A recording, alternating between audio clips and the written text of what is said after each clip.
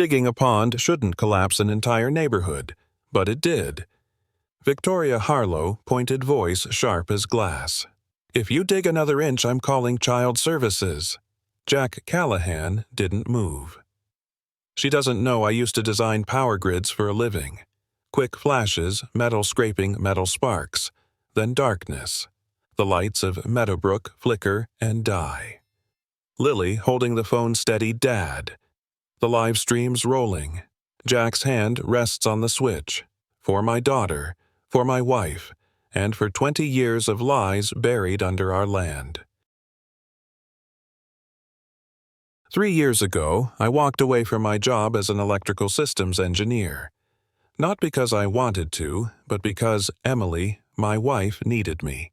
Cancer doesn't care how strong you are. It took her slowly, quietly, and when it was over it left just me and Lily. In this old ranch. This land's been in my family for 150 years. Every stone, every tree, every wire underground, my father knew them, and his father before him. Emily loved it here. She planted roses by the porch. Lily still waters them every morning. I promised I'd raise her right, be both mother and father. This ranch, it's not just home. It's the last piece of who we were, before everything changed. Lily sat on the floor hugging her stuffed dolphin tight to her chest. Her voice was soft, almost a whisper. "Is Mommy swimming with the angels now, Daddy?" I froze. She was looking at me with Emily's eyes big brown full of questions no 8-year-old should have to ask. I crouched beside her trying to smile, but my throat was tight. On the table beside her was a drawing, a small pond, water lily sunlight, and Emily smiling. Swimming. Lily had drawn herself too, sitting at the edge, watching. I didn't say anything. I just pulled her into my arms and held her. That night the pond stopped being an idea. It became a promise. Late at night, after Lily was asleep, I unrolled the old maps. They showed the irrigation systems my grandfather built by hand, pipes, wells, runoff lines. Every inch of this land had memory in it. I traced the curve of the old stream bed. There it was. A low patch near the back fence. Emily's spot. She used to sit there every evening, wrapped in that faded red blanket, watching the sun fall behind the trees. "It's the only place the day feels quiet," she once told me. I marked the circle with a pencil, right there where her eyes always went. That would be the pond. Not just for Lily, not just for Emily. For all the silence we lost and all the peace we still need. Lily held the spray paint while I measured the curve. We marked the outline of the pond with soft, shaky hands. She laughed when the wind blew the paint staining her shoe. That laugh, it sounded like Emily. Then, the sound of heels on gravel. Victoria Harlow. She stood with a clipboard tucked to her chest, lips tight. Blouse, pressed shoes, spotless like she'd just walked out of a boardroom. Her voice cut the air. "This area falls under HOA jurisdiction. You need prior approval to alter land use." I straightened up, wiping my hands. "This is my property." She didn't blink. "You chose to live here.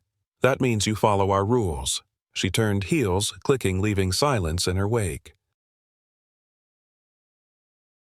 Lily stepped forward, her voice small but clear. "My mom planted flowers right here, before she got sick." Victoria paused, just for a second. Then she looked down at Lily, measured, unreadable. "That's not the point," she said flatly. "Feelings don't override rules, and rules are rules." She turned and walked off heels, crunching on gravel. Lily stood still, staring at the painted line on the dirt. I knelt beside her, resting a hand on her shoulder. "She loved this spot," Lily whispered. "She said it was always the quietest." I didn't answer. I couldn't. Some things are too small for power, and too big for permission. The morning was quiet, just the sound of shovel against earth. Lily sat nearby, drawing in the dirt with a stick. I dug, slow, careful. Then, clunk. Steel on steel. I knelt, brushing soil away with my hands. A thick cable, deep and heavy, way too big for private use. My stomach dropped. I checked the county's utility map on my phone. There was nothing. No line, no record. This cable shouldn't exist.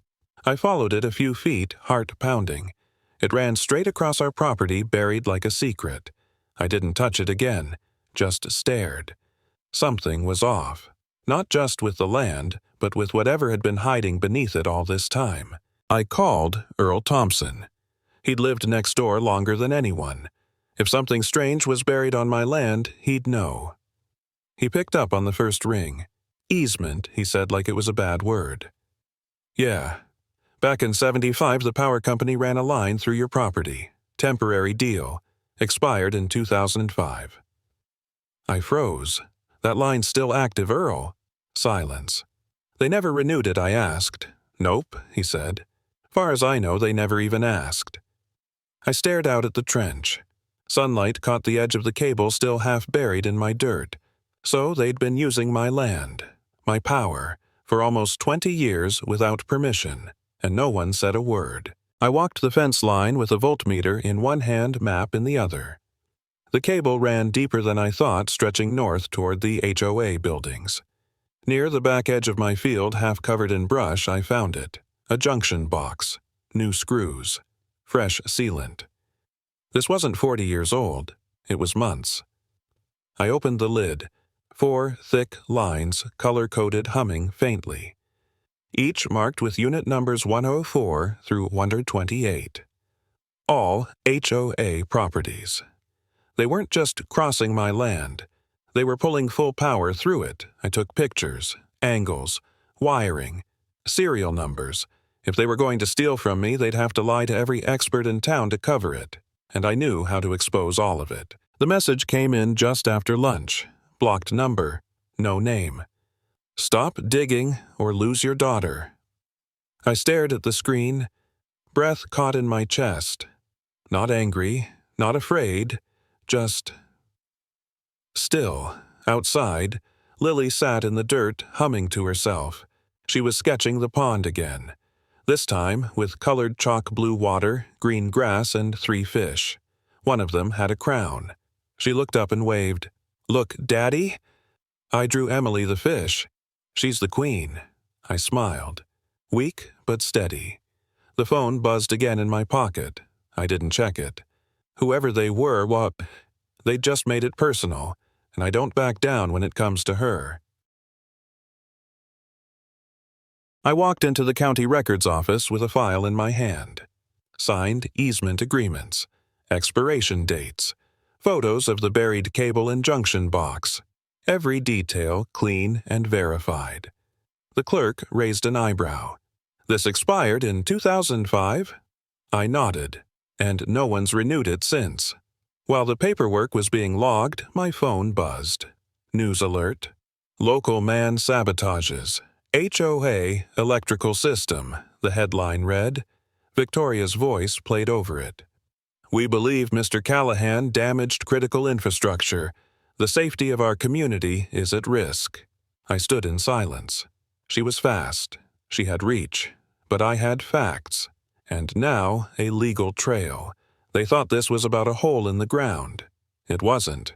It was about power and who really had it. Lily burst through the front door, her cheeks wet.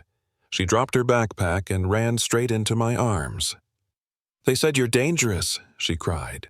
Mrs. Hanley told the class you broke the power. I held her tight, resting my chin on her head. Her heart was pounding through her sweatshirt. Hey, I whispered. You know what I'm doing. She shook her head, sniffling. I'm protecting what belongs to your mom. And to you. This land. That pond. Our peace. No one gets to take that. She looked up, blinking hard. But they all think you're bad. I brushed her hair back gently. Sometimes telling the truth makes people nervous. But that doesn't make it wrong. She didn't speak again. She just held on tighter. 2 women from Child Protective Services knocked on my door at 10:14 a.m. Badges, clipboards, neutral smiles. We received a report of unsafe conditions, one said. May we take a look around? Lily stood behind me, clutching her dolphin. I nodded and stepped aside. They checked the fridge. The smoke alarms, her room. They asked about routines, bedtime, schooling. Everything clean. Everything quiet. As they left, one turned back. No concerns today, but we'll file a visit report. I stepped outside as they pulled away. That's when I saw her Victoria parked down the street, windows tinted, watching. She didn't wave, didn't move, just sat there like a judge at a trial she'd already written the ending for. They weren't just playing dirty now, they were using the system. I hit go live and looked straight into the camera. I'm not just digging a pond, I'm digging up a lie. One that's been buried under this neighborhood for years. The chat lit up. Comments poured in. Then I turned the screen to Maggie O'Connor. She sat beside me, hands trembling but voice steady. Victoria Harlow fined me $500 because I had too many flowers. She said my oxygen machine made noise, told me if I didn't comply, I'd lose my home. She paused, eyes wet. I've lived here 30 years, paid every bill, and she made me feel disposable. The comments slowed. Then one read, "This is bigger than a pond. This is about power," and suddenly people started listening. Within an hour of the live stream ending, the donations started coming in. Small ones, at first $5, $10, then hundreds. By nightfall, Maggie had enough to buy a backup generator and have it installed. Neighbors showed up with extension cords, fuel cans, flashlights. Teenagers offered to mow her lawn for free. Someone left a note on her porch. "You're not alone anymore." The hashtag spread fast. Support your neighbor. It showed up on car windows, porch signs, even backpacks at school. Jack watched quietly from the porch, arms crossed. He hadn't asked for any of it, but something had shifted. People weren't just reacting, they were healing. Maggie waved from her window, tears in her eyes, and Jack realized this wasn't just about his fight anymore. It had become theirs too. Later that night, I found Lily curled up on the couch, tablet in hand. She looked up, nervous. "I used your account," she whispered. "Is that okay?" I took the tablet and scrolled. One drawing, then 2, 10, 20. Kids from all over Meadowbrook had started sending her pictures. Some were messy, some beautiful, but all of them had one thing in common: a pond. Her pond. My throat tightened. She hadn't shouted. She hadn't fought. She'd simply shared her heart, and the world had listened. I pulled her close. "You did good, kiddo." The next morning, Lily sat at the kitchen table again, crayons scattered everywhere. She drew the pond once more, soft blue water, round stones, 3 orange fish. But this time she added a crowd of children standing around it holding hands. Without a word, she picked her favorite and uploaded it. Caption: "This was for my mom. Please don't let them stop it." By noon, the inbox was overflowing. Dozens of drawings from kids' ponds, koi fish sunrises, families by the water. Some signed their names. Others just wrote, "For Lily. Give her the pond." It wasn't about zoning anymore, not to them. To those kids, the pond meant memory. It meant a mom who still mattered. And the hope that maybe, just maybe, grown-ups would finally listen. Victoria stood at a podium outside the HOA office, cameras flashing. "We believe Mr. Callahan's actions pose a serious threat to neighborhood safety. Unauthorized digging, tampering with utilities, he's endangering lives." Reporters scribbled. Microphones crowded her face. Then I stepped forward. No shouting, just a folder in my hand. "Here," I said, handing it to the nearest journalist. "County records. The easement expired in 2005. They never renewed it." I turned to Victoria. "You've been using our land and our silence. Both are gone now." One reporter opened the file on camera. Another asked Ms. Harlow care to comment. She didn't. She just stared at the folder like it was about to explode. Sometimes, the loudest thing in a room is the truth spoken calmly with receipts. Jenna Morales called me 2 days later. I found something she said. It's bigger than power lines. She sent over the files, internal HOA memos, purchase offers, fake meeting minutes. Victoria Harlow had been negotiating to sell a section of public land, the same land behind my ranch zoned as green space. No votes, no notice, just forged signatures and quiet deals with a development firm. The plan A, retail center, where kids now play and dogs run free. The story aired that night on Channel 7. Within hours, group chats exploded.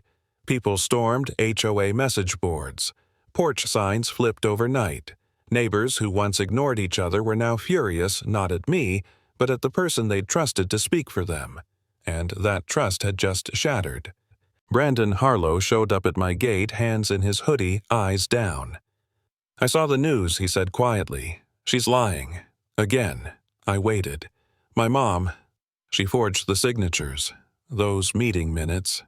"Fake. She's done it before. She did the same thing to my dad during their divorce, changed records, flipped the story." His voice cracked. "I never said anything. I didn't think anyone would believe me. But now..." He pulled out a flash drive. "It's all on here. Emails, audio. She recorded calls. You can use it." I took it slowly. Brandon looked up. I just wanted someone to finally say she was wrong. He wasn't angry. He was tired. Tired of silence.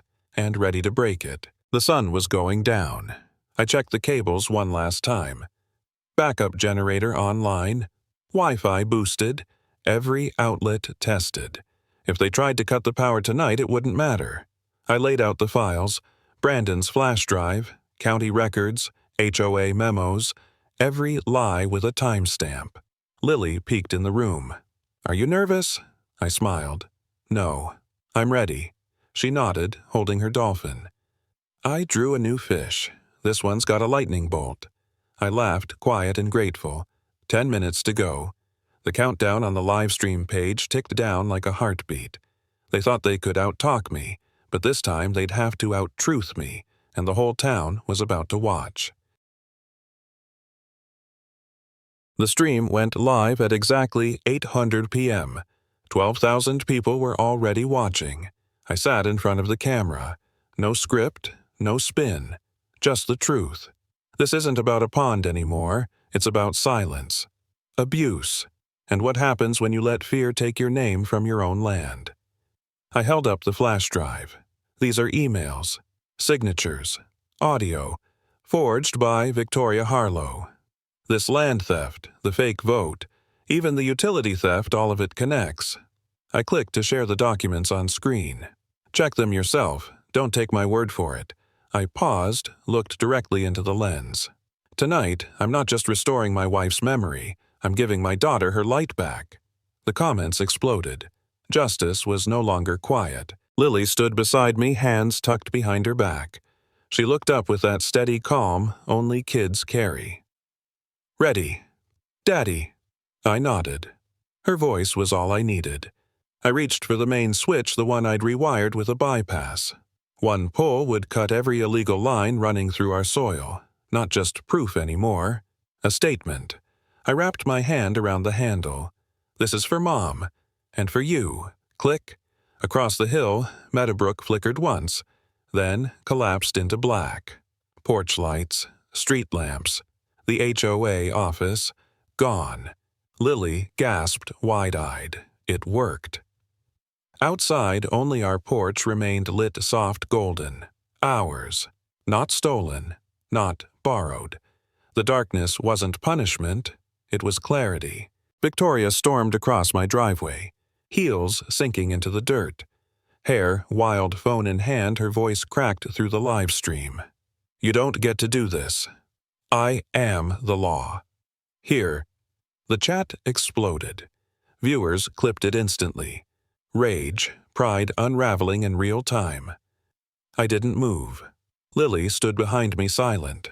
Then came headlights. A county cruiser pulled up slow. Deputy Kyle stepped out calm and firm. "Ma'am, we've received multiple reports of utility fraud and harassment. I need you to come with me for questioning." Victoria spun toward him, still yelling. "This is a witch hunt." He's the criminal. Kyle didn't flinch. He just read her rights while cameras rolled. For once, she wasn't directing the scene. She was in it, exposed, unscripted, and finally accountable. It started with one neighbor, then 3, then 20. By nightfall, a quiet crowd stood at the edge of our fence, flashlights raised glowing like stars. Someone held a sign painted by hand, "Justice for Jack and Lily." Lily pressed her face to the window, eyes wide. "Are they?" "Here for us," I nodded. "They're here with us." Old man Earl brought a thermos. Teenagers held posters of Lily's pond drawings. Even folks who'd once avoided my eyes now stood side by side in silence. No chants, no noise, just light pointed inward, not out. For the first time in months, the land felt full. Not of fear, not of rules, but of people choosing each other again. And that was brighter than any power line ever laid. Victoria sat on the curb outside the station, eyes empty, hands shaking. The crowd had gone. The cameras off. Only Brandon remained. He knelt beside her, voice quiet but steady. "Mom, I'm still here. I'm not leaving you, but something has to change. You can't keep hurting people and calling it order." She didn't look at him at first. Then slowly, her eyes met his. Tears welled. Not rage, not performance. Real. "I thought I was protecting this place," she whispered. "I thought control meant love. But I lost you in the process." Brandon leaned in, arms wrapping around her shoulders. "I just want you to come back. The real you," she cried into his chest. And, for the first time, maybe she listened. The letter arrived the next morning. Handwritten.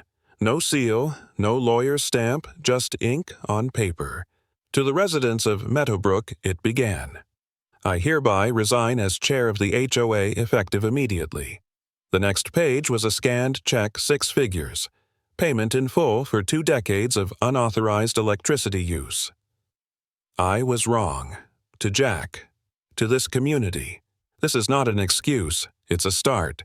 Signed, Victoria Harlow. I read it twice. Quiet. The air felt different, like a storm had passed, leaving stillness behind. It wasn't just about money, it was about ownership, of actions, of damage, of truth. Justice, once loud and angry, had now taken a softer form, an apology that finally cost something real. The pond shimmered under morning light, still clear, complete. Rocks lined its edge. Water lilies floated gently. A bench sat under the oak tree where Emily once watched sunsets. Lily ran her fingers along the new sign, "Emily's Pond," in memory of love and truth. She whispered the words like a prayer. Neighbors gathered quietly. Some brought flowers. Others stood with hands folded. Nobody spoke much. They didn't have to. I looked at the surface. It reflected sky trees and just enough memory. I remembered Emily's voice soft beside me. "If something's worth building, it's worth protecting." Lily reached for my hand. And in that moment we weren't grieving. We were home together, and everything we'd lost had finally found a place to rest. The lawn beside the pond became a gallery, color crayons. Hope. Dozens of drawings hung from string and wooden clips. Ponds, fish stars, mothers' hands holding hands.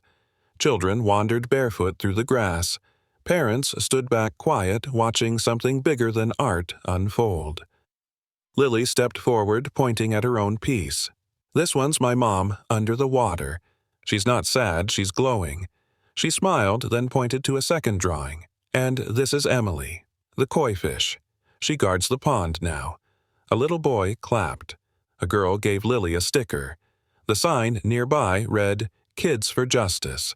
No speeches, no rules, just presence.